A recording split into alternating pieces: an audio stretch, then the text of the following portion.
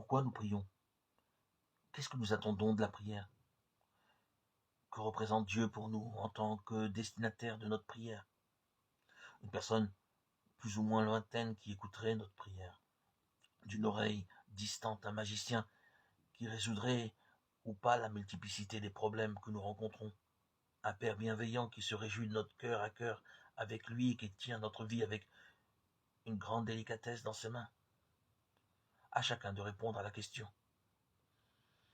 À cette question posée, pourquoi prions-nous? Demandons-la à des jeunes ou à des moins jeunes. La réponse est souvent la suivante. Je prie quand je vais pas bien. Je prie quand je rencontre des difficultés. Je prie pour me sentir mieux. Je prie pour moins souffrir. En soi, il est tout à fait légitime que notre prière puisse être fondée sur de tels motifs. Mais ils sont assez réducteurs de la façon dont Dieu attend de nous que nous entrions en relation avec lui.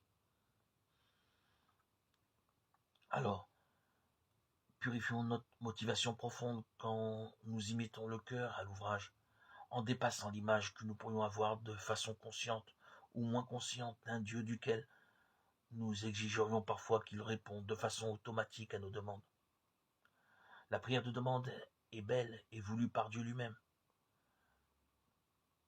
Souvenons-nous de toutes les demandes faites dans la prière du Notre Père et des paraboles sur la prière persévérante.